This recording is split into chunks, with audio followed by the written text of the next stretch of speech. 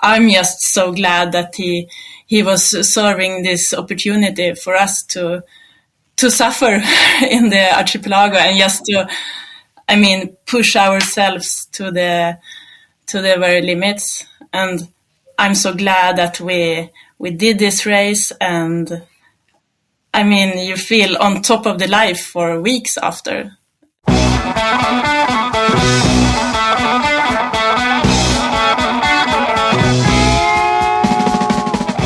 Welcome to the Low Tide Boys, a Swimrun podcast. I'm Chip. And I'm Chris. And we're back to regularly scheduled hosts for our episode 151. So we're on the business end of the 100s officially. Yeah. We're coming home to 200. It's coming home. Anyway, on this show, we have the final installment of our 4-part series recapping the inaugural One Water race. Joining us for this episode is the winning team comprised of swimmer royalty. Dare I say swimmer royalty? Kristen, I think you should dare. Yeah, deservingly. Then I will dare. I'll double dare. Kristen Larson, Daniel Hansen, and Adriel Young. It's like about a dozen, maybe at least 10 world championships between them. At least 10 Attila World Championships between them three. And probably not even including, anyway. We get into all the details about what it took to win this inaugural event, so you don't want to miss that. You just have to put up with our tangents for a little bit longer before we get to that interview.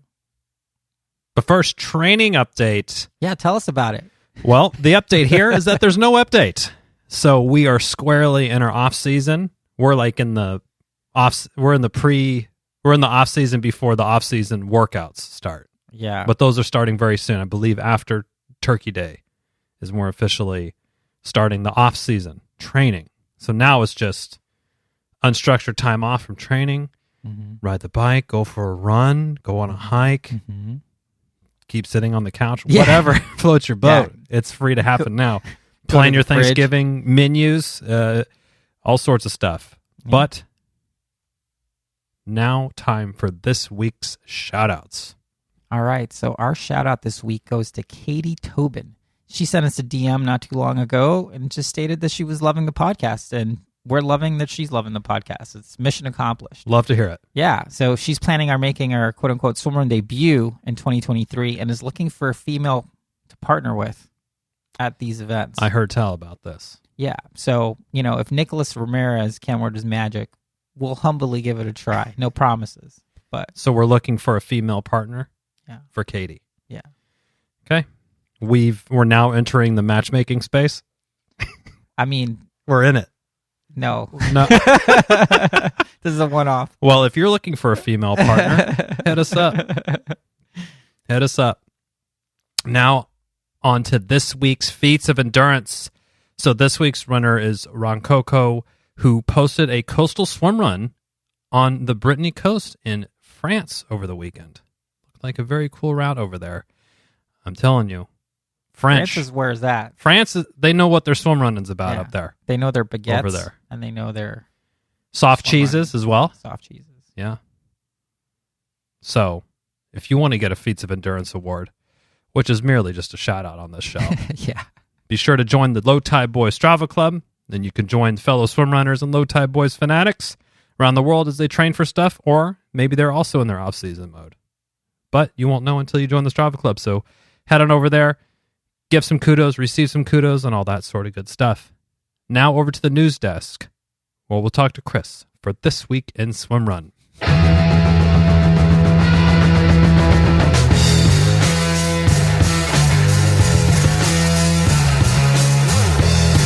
We've got a short one for everyone this week. If you've ever dreamed about racing a tropical swim run on an island off the coast of Africa, well, if you haven't, now you will, because Swimrun Reunion took place over the weekend, and the island and the event looked magical. I think this is the second year that they've held that event, so congrats to everyone that raced.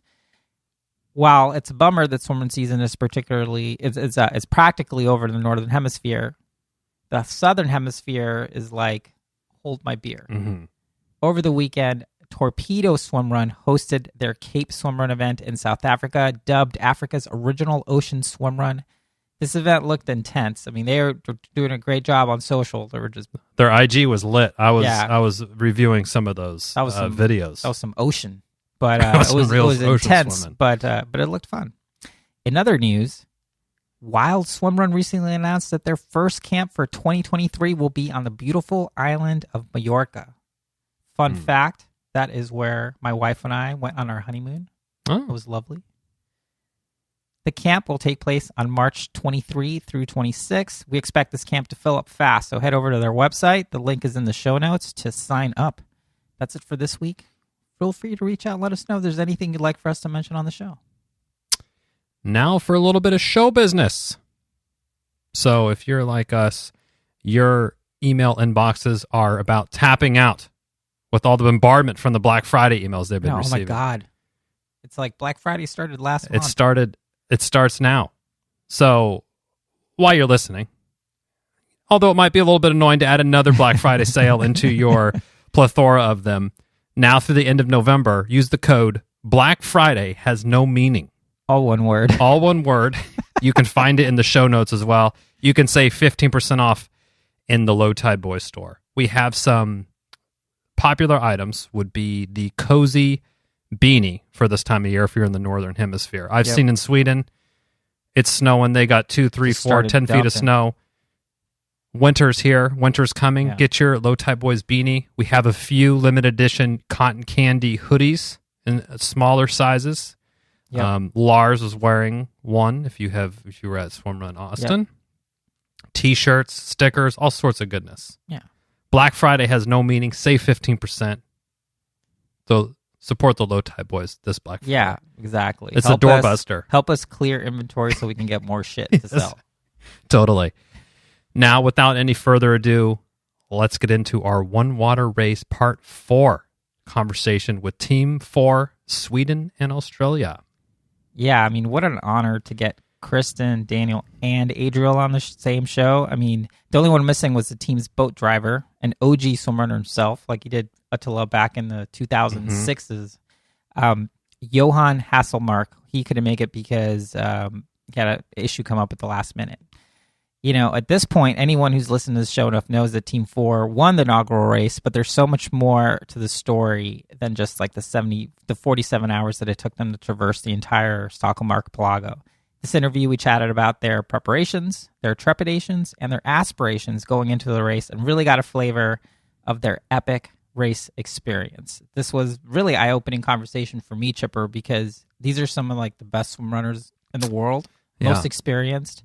You had to go to battle with a swim runner. They're like at the top of the list, right? They're getting picked first in the swim run draft. Yeah, team draft. Yeah.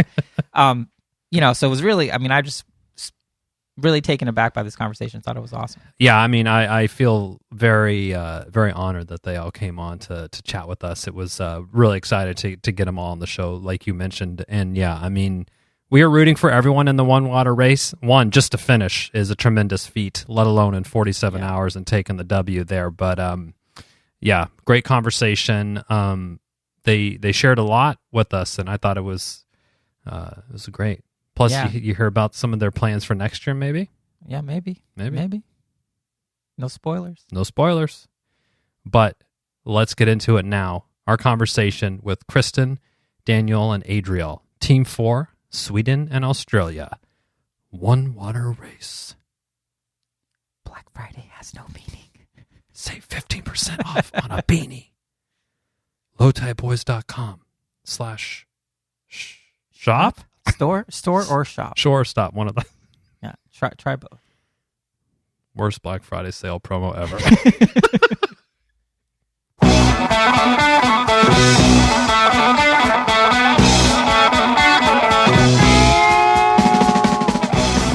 With us today, we have Team 4, Sweden and Australia, for our fourth and final, part 4 of our One Water Race recap. This team finished in 47 hours, good for first place, one of only 3 teams to finish. Welcome to the show, Kristen Larson, Daniel Hansen, and Adriel Young. Thanks for having us. Thank you. Yeah, yes. We are super stoked to have you guys on. The only team member missing is Johan Hasselmark. He had something come up, but he's here in spirit. He's on the boat still. He's still on the boat. But yeah, I mean, you guys had an amazing performance. We got to chat with you guys a little bit when we were in Sweden, but I guess first question is, the race is in the rearview mirror at this point. How are you guys feeling about your accomplishment? Yeah, I mean, I still sit and occasionally think I can't believe we did that. It's like one of those things that's never really going to sink in what we did. Yeah. I can't believe you did it either, and I just was like, I'll just be on the website. I was like, wow, people did that? That's pretty impressive. Yeah. So it's pretty special. For sure. And so Kristen and Daniel, I mean, the three of you guys are super experienced. I mean, amongst you guys, you have, I don't know how many world championships, I think 7 or 8 or something. Amazing. Yeah, I mean, when we saw the lineups, we were kind of like, okay, I think our money is on you guys, just from the sake of swimrun experience. And we'll get into sort of the nitty gritty of prepping for the race, but I'm curious, sort of approaching this, do you feel like it was an advantage to just be such elite swimrunners? Yeah, it's true that we have the experience from these kind of things, but at the same time, one water race, it was, for us, it felt like, okay, this is something new. We are not sure if it's possible to do this. Yeah. No, I agree. We've done a lot of swimrun races, but this one would be more than 10 hours, and it will be new challenges also. So we were looking forward to it, and it will be navigation, and we will be swimming with a very little sleep, and it will be it's another race, but of course we had the advantage of doing a lot of swimrun before. Yes, a lot. Well, you still had a lot of swim run in front of you as well. I think one of my favorite videos I saw from the thing was Daniel. You were laying out all the 13, 15, 25 maps. I don't know exactly how many maps, but you had them laid all across your living room floor or something, end to end, and it was just it really put into a different perspective how the race in totality. But it was again, congratulations on such an impressive feat there. Well, Daniel, we know a little bit about you, and Chris revealed before the show you were racing as in the Swedish Armed Forces. Is that the right designation for it? Yes. And you have some adventure racing background. So, how did the idea of putting together the dream team, if you will, of Swimrunners for this race come about? Who was leading the charge? From my perspective, it was a dream team. So I know I was thinking about it. Christine was also thinking about it when we understood that this will be a race, and Adriel was the first one we thought of, and we know Johan very well. And when we understood the importance of the fourth team member in the boat, we definitely wanted Johan to be with us in the team. So for me, this was the dream team. I can just jump in there and say when they both heard about the race and they said that was something they wanted to do, that wasn't the same for me. I'm very glad now, obviously, that firstly that they wanted to race with me, but also that we did it. I remember when Daniel called me in October, and he's like, "Yeah," and he explained the race, and I'd heard a little bit about it from a few of the guys that did it the year before as a trial, and I was like, "That's not 2 hours is that's where I peak." And I was like, after he hung up, I was at work, and I was like, "Yeah, sounds good." And how am I going to tell him I don't want to do that? Yeah. How am I getting out of this now? And then a few months went past, and there was no getting out of it. So I'm so glad. I'm so happy that I was able to be a part of that team. So yeah, and this route or this adventure was not unfamiliar for the Kraken Swimrun team. We know at least two years, two separate years. This is an adventure or a route that you all have taken on before. Is that obviously that probably helped really help you get a better understanding of what you had in store, even though it was broken up over a couple days and you actually took some time to sleep during those bigger Kraken adventures. Yeah, that's Christine. Yes. We'll take that one. Yeah, it's true. It was during the COVID-19 in 2019 when the atelier was cancelled. Yeah. We did this last minute adventure. I think it was Pontus and George who came up with the idea to swim the whole archipelago, and I just jumped in the last minute, not sure what I was into, and then it after that Thomas just continued and developed this into a race, and it's such a cool thing. Yeah, it's amazing, and some of the we've like Chris mentioned, this is our 4th installment. So everyone else besides Thomas that we've been talking to was like, yeah, this is a pretty big, grand first year race to put on, and they were a little bit I don't want to say skeptical is not the right word, but apprehensive, I guess maybe is the best way to put it. But you all obviously have worked with Thomas before and have been out there, but shared many fikas. Yeah, many a fika and cake. As I've seen on Instagram, I can confirm this has happened. But just such a really cool adventure for you all to be on there. And did the idea of the one rotter race come out of the sort of Kraken adventure before, and Thomas took it and run with it, or is it something that he kind of was ideating, or how do you see that it came together? Well, I can't speak for Thomas, but for me, I wasn't, this idea had never crossed my mind. But as I understood it from Thomas and the other, they have been thinking about this for a long time.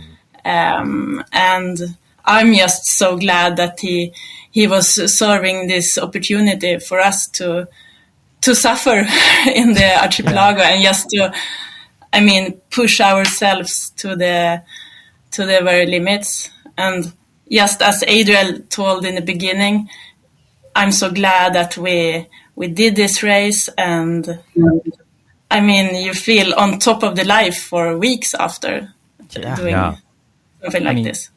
You have to. I think it's interesting, like, since Chipper and I went out there and sort of were on that terrain, I feel like a lot of stories we've heard about the archipelago are put into context, just like how incredibly difficult it is. And I'm curious, you guys being super experienced, very comfortable in that terrain, like, it still looked like it was a huge, huge challenge to overcome, which to me just means like, oh man, this thing is like super. It would have taken Chipper and me like infinity to do this thing. Could we do a week? So I'm curious. So how did you approach kind of training for this thing and sort of getting ready? And I guess it's probably different for Daniel and Kristen than it is for Adriel, because Daniel and Kristen, you guys have more of like an adventure racing like pedigree in addition to the swim pedigree, while Adriel has like the rescue swimming and just like, fish out of water type background. How did you guys kind of work together to make sure you were trained up for this? Daniel was the mastermind, I would say, that, and Christine, of like putting everything together. I was so happy to be in their team because it was like I was like hand fed what I should be doing, what I should be thinking. It just helps so much. Daniel can explain a little bit more about like the key sessions that we sort of did together, and it was important. And so much work behind the scenes when we weren't training that Daniel was just constantly working towards with equipment and a game plan. It was Yes, yeah. It's true. I've been thinking about it a lot during the year, and as me and Christine and Jan, we live in Stockholm, and Adriel in Göteborg. There is 500k in between. Yeah. Even if we know each other, we had to just meet up and make a training session together, and especially training session that would meet this race. That would be being free on the course, swimming together, running together, and doing the night swim. So I think one of the first session we had was to just go out during the night and do some training and find out where the challenges would be. We found out the headlamps as one example how to do with that. Yeah. But during this training session, we learned what we were going to do as a team, and we took it from there. Yeah, and I think we had one of the first training sessions was on the West Coast in Göteborg, and we started having a dinner with Adriel's family and a very nice evening. And like when they were going to bed, we had to switch on and move into our wetsuits and go out for like 8 hours in Adriel's backyard in the forest and lakes. Wow. So it was a tough session, and I think it was good to start off with. Wow. I could just imagine putting my kids down and like, Dad, why are you in your wetsuit right now? It's like, exactly. Oh, no, I'm just going to go on a swim. Don't worry about it when you're sleeping. I'll be back when you wake up, yeah. Maybe. That's amazing. I mean, I think, well, one thing that I found really interesting, and Daniel, we were talking about this when we were hanging out in Sikla, I think. Yes. Where when you look at photos of the race, and we'll get into sort of a race report kind of like breakdown, but you guys, when you finished the thing, you didn't seem very excited. You were kind of like happy it was over. And Daniel, you mentioned that it's like, in these races when they're so long, you really have to kind of manage your emotions and don't get too high, don't get too low. And I just found that super. I mean, I've been thinking about that for a while, and I'm just curious if you could share kind of like the philosophy behind that and why it's so important to kind of have your head and emotions kind of in check for something that's so long. Mm-hmm. There's a lot of things into that, I think. And we know from previous races that racing this long distance, you get where your emotion are, I don't know the English, but it's amplified. Yeah. Mm-hmm. When you're sad, you feel really sad. If you're happy, you feel extremely happy. Yeah. But there's another thing also in this doing swimrun, because you're switching so many times between being ice cold and being super warm, overheated in your body, and it's very uncomfortable, and you freeze, and then you see the water, and you have to jump in the water, and sometimes it's very cold, and you have just to come over it. So you are pending between really freezing and being really warm. And I don't know, but in some way you have to. I think one have to just put those feelings away and ignore them. That's also one part of doing swim and these long races, and this is a bit. It differs from adventure racing, where you're going by your bike or hiking in cold weather, but in swimrun you're switching so many times. In 1 hour you can be switching between these extreme temperatures many times, and that affects your emotion and feelings too. In a way that I think you need to suppress those feelings. Otherwise, you would then to be jumping into the water again. Yeah. Yeah. That would be a struggle every time to like muster up the courage to get back in some cold water for a swim, only to get out and to jump back in another little bit. So sort of hardening and working on that sort of suppression technique, is that something that you did a lot in your adventure racing that you were able to apply, and kind of are you able to train that up, so to speak? Is that something you're able to kind of like a skill that you can work to improve, or is it a thing that only comes with experience? I would say it's something new for me, doing adventure racing, but swimrun, doing swimrun this long. So that was not a new challenge, but it's a challenge in doing this such a long time. Yeah, for sure. And I'm learning from the experience, because I know my brain is playing tricks with me. Like when I'm getting very, very cold, then I start to think about my kids and that I should be with them and not out on the course. And in the beginning, I felt really bad when these feelings came up. But now I have learned that it's just my brain that wants me to stop. So these feelings are not real. And that's just something I've learned from experience. Oh, interesting. It's like your mind is playing tricks on you to just get you to stop from doing this crazy feeling. Exactly. Yes, because I'm suffering a little bit. That means your shoulders were talking to your brain, probably. Like, no more swimming. Yeah.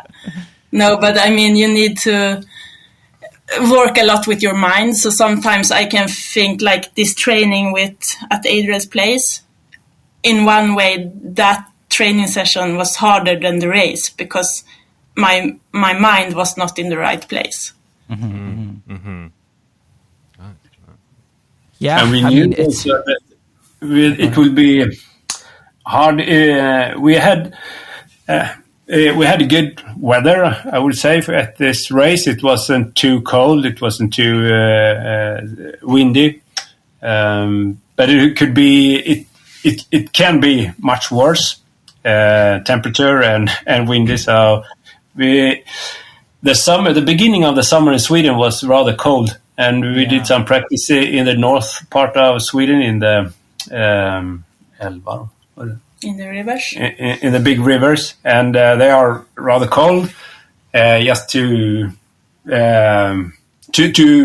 be familiar with swimming in the cold. So all this training, you're doing this cold training. Let's talk a little about gear. Obviously, one of our favorite brands, Arc Sports, was all about you guys suffering out there for 47 hours and supplied you guys. But what were you thinking in terms of equipment and sort of that type of preparation for this event? So like in the event, you're allowed like a certain amount of equipment as well. There's 7 boxes you get. So you can fill them with whatever you want. We sort of divided up. Everyone got their own box. And then there was like, we had a full box with like a tent and sleeping, because we thought we were going to be out there for 65 hours. So we packed that we were going to sleep. We had food, obviously. And then there was like a lot of extra wetsuits that Arc supplied for us, which was amazing. So we had like a full range. And that was like a big thing. We were really prepared for it to be cold. And it wasn't that cold, but that was like we were very prepared in terms of equipment for the cold. Yeah, we heard some of the other teams were quite envious. They're like, "Oh man, the Sweden Australia team was just changing wetsuits all the time. They had dry wetsuits the whole time." And Arc and Helen were great supporters of you all for that, and you didn't disappoint. That's for sure. No, it's a nice little extra when you put on a dry wetsuit after you've been racing for 40 hours to stick on a dry wetsuit, even though it's only dry for a few hundred meters to get up the water again. But it's a nice mental. It's like getting a fresh pair of clothes on, or change of outfit almost. It's a reset a little bit in the head kind of thing. I could see that. Definitely.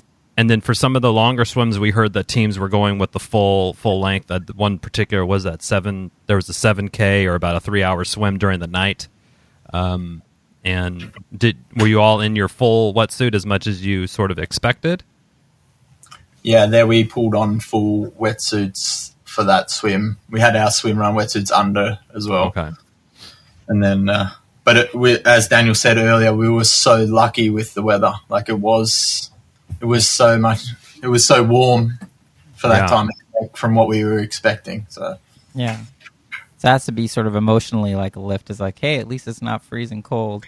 Christine's the best to speak about the cold because she was the most worried about it, and then in the end wasn't a factor for her. So yes, I was maybe too worried, and I played it very safe. So I did many sections in a double suit, a homemade, customized suit that we did the week before. And I think when I'm looking back at the race, I think I had more moments when I was a bit too warm than I was cold, actually. Interesting. Yeah. So why don't we start getting into this little race report? So you guys show up to the hotel with all the other teams. Everyone from the other accounts we've heard was super welcoming. Everybody was kind of like all in this together. It looked like it was pretty fun. And then you all take the boat to the first island. And we heard from Rob Preston, who was like, oh man, that was a really long ride. Like it kind of put into context like, oh wait, we have to come back this way. How was that experience for you guys getting in with Thomas and the other teams? As like you said, it was sort of like we were there as a big group, not as 7 different teams. And they really made that everyone that was part, even volunteers and people driving boats, like we all became like one big unit. It was especially after the race, you noticed it even more. We were really in that together. During the start there, we were very focused in what we were doing personally, but after you realised that we did this sort of as one big group. Yeah, love that. And the race starts off. I've been looking at some footage, and if you go to the One Water Race Instagram and their site, they have lots of great video footage. It's been on Swedish TV as well, and they're packaging up a documentary as well. So make sure to keep eyes out for that. But everyone looked pretty. They were ready to go. Everyone very calm before the storm look on everybody's face before they charged off. But when the race started, Chris and I were rooting for everyone, but we thought you all were going to run away with it pretty quickly. But that wasn't the case, actually. Right out of the gate, it ended up being a pretty close back and forth between you and the number 2 team there. So how did the race start out like you all had anticipated? Yeah, I mean, it's hard to describe because after that first run, we were alone pretty much until the first night when we it was a really tricky island and we sort of met up with the other teams again in the middle of the night, the second and third team there. But like, apart from that, I think we were together for maybe half an hour there in the middle of the night, maybe not even. But other than that, we were just by ourselves, but always with that feeling that they weren't that far behind. Yeah. I mean, at a longer swim, you could see their boat. So it was, it's hard to describe it. We weren't as close as it might have seemed, but without that little time there in the middle, otherwise we were sort of by ourselves without seeing their boat occasionally. Yeah, and so what was the strategy? So obviously, Daniel, you are the one who's kind of like navigating and sort of managing the route. We heard from some teams that they had plans to do this and that and kind of run more when they could. What was kind of the plan for you guys in terms of pace and all that?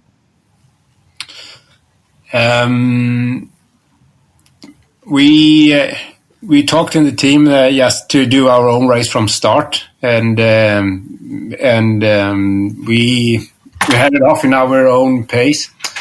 And then, because the weather was rather good, it wasn't that much wind.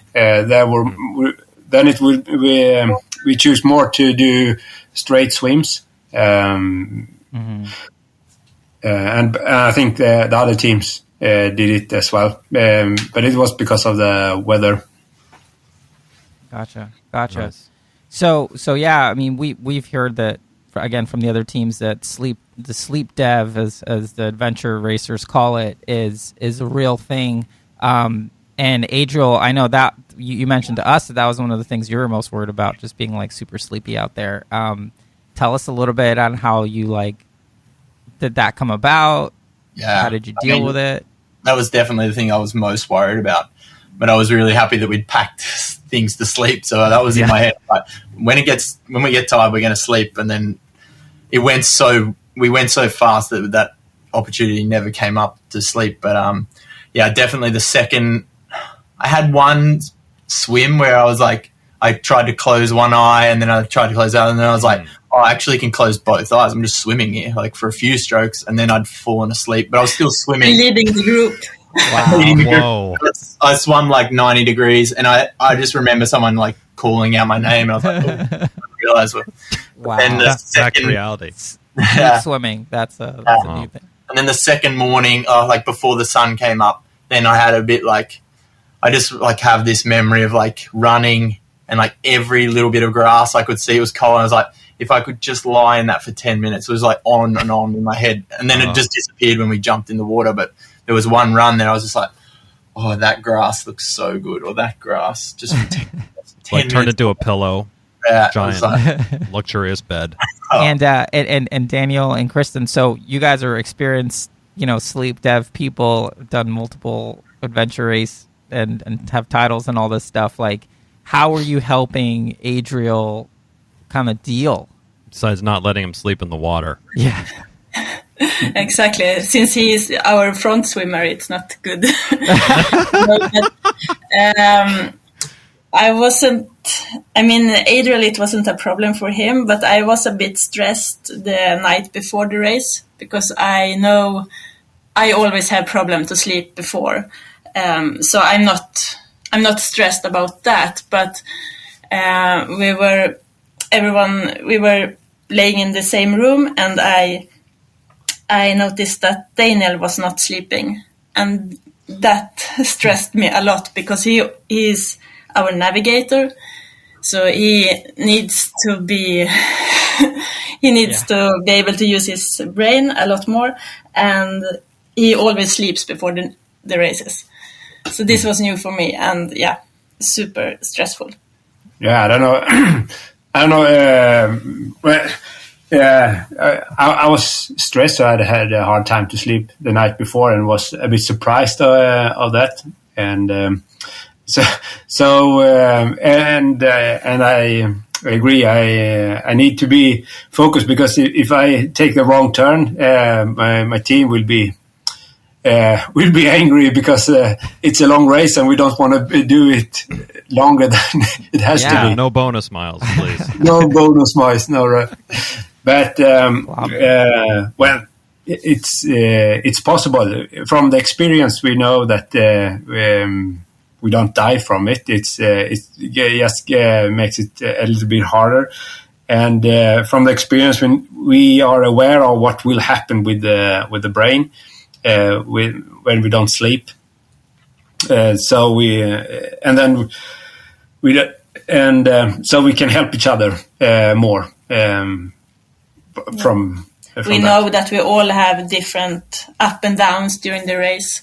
I had already the first night, I was very sleepy, and maybe I wasn't expecting that, but thanks to the other guys, I got through the night, and then you know that you will have moments when you feel really bad, you feel sick, or you feel super sleepy, but you also know that you will have these moments won't last forever. And when you are a team, you can help each other. So the second night I lost the navigation at one part, and Christine helped me with just putting in some coughing gels in my mouth, and Adriel was running around finding new things in the terrain that I could read from, so I can find the way back again. And And we were a bit stressed after that because, or I was really stressed because when I had that moment that I didn't know where I was, and I didn't know for how long I've been sleepy. So I was really stressed. So when my mind cleared and I found where we were, I started to run in panic almost. So I think they were a bit surprised. Why are we running this fast suddenly?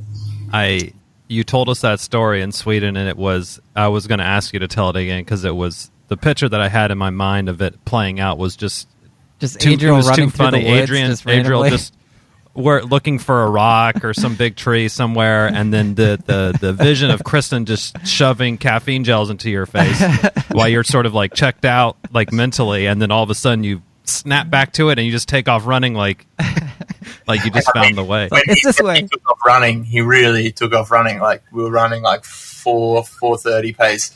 Wow. Through the forest where like I was out of control, and I'm like, okay, we'll just let him do his thing and try and keep up. So it was an amazing experience, like just to see someone go from I don't know where I am to bang, and then like come out exactly where we needed to come out. Wow, amazing! What a surreal thing. Like it's probably seemed like obviously someone was home, but it was kind of totally checked out from what was actually happening, and then all of a sudden, just did it feel, Daniel, like you just kind of returned right back to where you were, like you woke up almost, sort of thing, or like the computer had a reboot? Yeah, you restarted your computer or something. Yes, it started off that when you are in that long into the race with no sleep, one stage is that you experience deja vu. Okay. Is that a word? You think you have been in a place or you recognize it. So it started actually off that I suddenly told Christine and Adriel that, we've been here. I recognize this sign. I recognize this turn. I recognize this road. I recognize this. We've been here. And then I said, I realized we are walking in circles. And then I was really, really confused. And Christine and Ada just looked at me and, what are you talking about? We haven't been here. Yeah. But that's the thing that your brain plays tricks with you when you're that sleepy. And from that point, I thought I didn't know where I was at that moment. And then I started to look around. It was nighttime. It was all dark. So, at that point, when I'm talking this strange and they are looking at me, they are pointing their headlamps in my eyes. so making it even worse off. Yeah. Yeah. I mean, and it's also like, I feel like the deja vu is probably even worse because you have trained in that terrain before. Definitely once you were on sort of the Attila kind of sections, you've raced that race so many times, so you could almost be like, I have been here. So wow, it's almost diabolical, like what you guys were able to endure. And I'm curious, sort of, what parts of the race did you find the most challenging, and then which ones were you like, this was just the coolest thing? I hope that this was worth the price of admission, so to speak, to do it. So, wow. Yeah, I think the most challenging part was in the first day, maybe after 5 to 6 hours when we were still very, very far from Landsort, and we hit 2 bigger islands where there was a lot of asphalt running, and I could feel my knees. I felt a lot of pain already, and it was still a long distance to go. I agree with Christine. I'll never forget that feeling. It was like 5 or 6 hours. We were on an island called Böyz, I think it's called, and we were on the asphalt, and they were both running in front of me, and I was like, this pace is like on. And then I looked at my clock, and I was like, we potentially have 60 hours of this to go, and I was like, I don't know if we're how to do this. Like, And that was, for me, that was probably the lowest point in the race. That's when I was like, I just didn't want to be there anymore. And then jumped in the water, forgot about it. And then I think that night I was like, I'll never forget. I think like Christine, she vomited. And then I was like, oh, now we're going to stop. Like in my eyes, like, we're done. Because that's my background. I was like, oh, we're not going to keep going when she's vomiting. Like, and she like sort of looked in her vomit, and Daniel like, oh, there was a caffeine gel in there. And then she took another caffeine gel and go, oh, I feel good now. And I was like, all right. Wow. I was like, what? We're not going to stop now. I was like, and I was like, okay, now I know sort of what level we're on for the rest of the race. Like, pretty serious. Put me in the box. I was like, okay, now I know where that's the tone. So yeah. Yeah, I mean, it must be amazing. I mean, we think that you guys are just amazing athletes, but to take on a challenge like this and to hear how, it really was a challenge for you guys, even though you're amazing athletes. It wasn't like you just showed up and were like, oh yeah, we got this in the bag. Like you still had to do the work. And I mean, it's just so impressive. And I find it interesting that you guys didn't mention the low point being that crazy long night swim. No, that one was so surreal. I mean, because Daniel and I, we did this long swim a few weeks before the race, okay. at daytime, and and now we went in the middle of the night. It was really hard to navigate. You couldn't see at all where we were swimming. We only knew that we were stopping like every 20 minutes to get some gels and liquid. And in the middle of the swim, we saw 2 kayaks, and I could hear Daniel like shouting that, oh, I recognize these kayaks. And then it turned out to be Daniel's brother and my best friend, who... Oh, wow. Just had surprised us, and even maybe themselves kayaking. Surprise! I know it's dark, and we're just like, we couldn't sleep, hi. so we brought the kayaks in the middle of the Exactly. Baltic. No, and I couldn't really, because then we had been out for like almost 40 hours, and I couldn't really get into my head that they were there, and so that was like the rest of the swim. I was just trying to figure out why they were there, and and then suddenly we just reached the other side, and we are confused by swimming. We did it in daytime, and we could see all the islands. We knew exactly where we were, but when we raced, Adrian is our lead swimmer, and he's doing the navigation and swims in the front. So my world is just his feet and the toe line. Mm-hmm. I can't see anything more for more than 2 hours, so I get really confused on what's happening around me. Add that with the sleep deprivation as well, then the brain gets really confusing. And is this where Johan in the boat was really helpful? Like, explain to me sort of where was the boat during a swim like this? Was it like next to you? Was it up ahead with a light? Like, so the boat was he helping? To the right of us, like on one side, and so they weren't allowed to be in front. And they could have a torch, but the torch was good when we were, say, like 100 meters from the shore. Then they could light up where we were going, but otherwise it was sort of useless. Yeah. The thing that helped us through the long swim, I remember there was like a buoy blinking out, but the problem is like flashing every 5 seconds, and it was like with the sea going up and down, can't really see that every now and then. But then I found like a star above that, and I was like, okay, I'm just going to swim towards that star, and then it ended up being good because that star was like where we needed to go. So I just swam after a star in the end, and then I used that the next swim as well. I was like, oh, that worked well. So then we're just like, I asked you once, "Go swim to that star?" And he's like, "Yeah, I think so." It's like, it's more sleep dev talking, but go for it, buddy. Next year, Thomas is going to give you astrological maps as well, like a sextant or something. Yeah. That's. I mean, it's.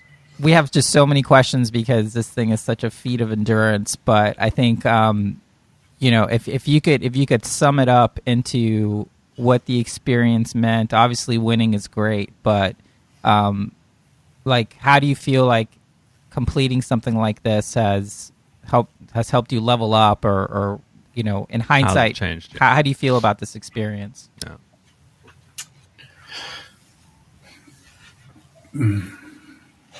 I know it's a big one. Yes, it's a big one. But it's we should have sent these questions earlier, Chris. If I start, I really enjoyed doing this. The way up to this race, and I enjoy the race, doing the race too. But the preparation, I really enjoy, and it's a huge challenge in the race, and it needs a lot of preparation. And doing all this is fun. Doing all the training, having this long-term goal. What do I feel? But I enjoy the way up to the race. Mm-hmm. Yeah, the process, everything. Yeah, for me, I mean, a lot of people are like, oh, it's so cool you won so much money and things like that. But like, I think I said this to Dan and Christine, like 5 years from now, 10 years from now, 20 years from now, like that money's long gone.